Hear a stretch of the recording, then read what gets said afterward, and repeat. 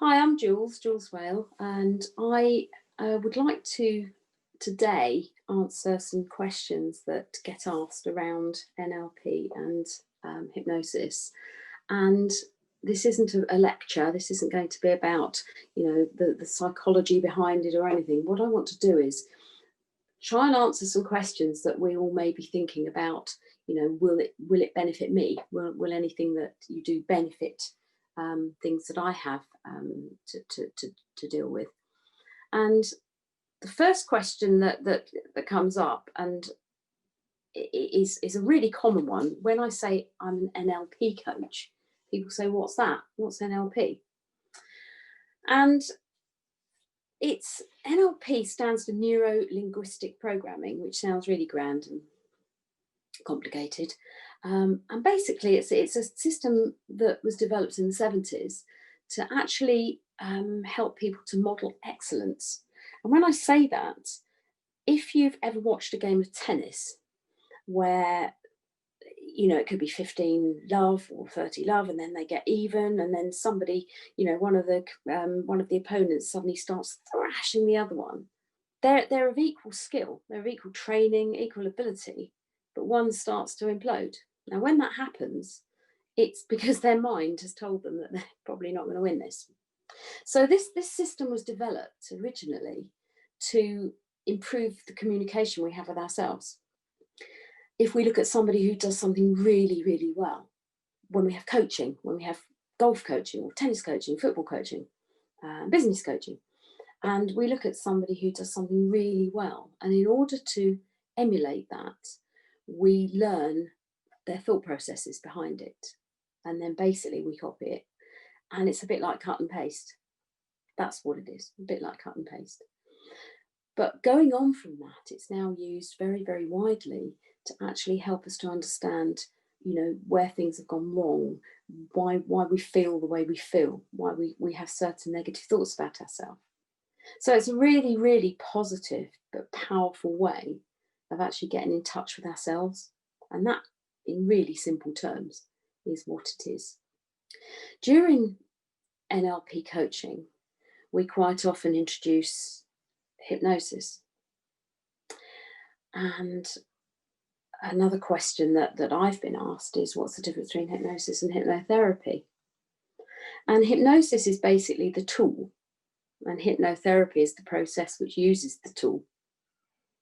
And just to unpack that a little bit, if we think about the time before we just fall asleep at night, or we just wake up in the morning, we could get up if we wanted to, but we might not want to. And these random thoughts dart in and out of our minds. And where they come from, goodness only knows, but they are random. Sometimes they're not asked for.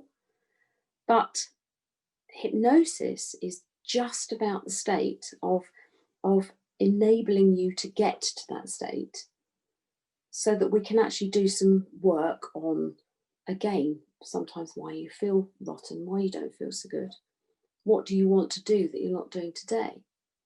And what hypnosis will do is it will enable you to disassociate from that and look at it a little bit more objectively in a state of utter calm and relaxation. I get asked, one of the questions that comes up time and time again is, well, will you make me eat an onion thinking it's an apple? Or will you make me run around clucking like a chicken while I'm under hypnosis? And there's three answers to that, actually. Very simple answers. I won't make you do anything. You will be in your own relaxed state. You will be in that relaxed state because of a rhythmic pattern that has been spoken to you. You won't be going anywhere. You're fully able to walk around and function and do what you'd like to do, but you will be completely relaxed. So the answer to clucking like a chicken is no, you won't be doing that unless you want to do it in a hypnosis session, and that's absolutely fine. If you want to run around clucking like a chicken, that's fine. Eating an apple thinking it's an onion, if you think about that, and that is used in stage hypnosis, I'll grant you, if you think that your mind under hypnosis could be persuaded that an onion is an apple, just imagine the possibilities that we could work with of believing that you can do anything you want to do. Just believe that. And that's enough said, really, on hypnosis and the use of it, which is hypnotherapy. It's very positive, it's very powerful. And if you want to give it a try at home, next time you're laying down, next time you're sitting down, just listen to some rhythmic music and just think some nice calming thoughts. And I expect you'll do a really good job yourself of hypnotizing yourself. And that is basically what it is. I was asked about, can we use hypnosis on children? Brilliant question. Now, I don't know how many of us have had children that screech and cry at night, and you walk around the wee small hours with them and nobody knows what to do with them. And then somebody says, I know, let's sing them a lullaby. Let's get them that CD with those calming noises of the sea. Well, is that not the same as hypnosis? They're listening to that rhythmic, calming noise, that beat. Sometimes it's white noise. But as the baby listens to it, my own grandchildren are hypnotised by Dawn French reading Kipper. I don't think they've ever got past the first chapter, but it's that lilting, calm voice. So when we understand that, when we understand how much we can use it and how gentle and delicate it is as a process, it then becomes a much less worrying thing to think about having to experience. I was asked about food association. How's that helped when we have body image issues? How's that helped by hypnosis and NLP?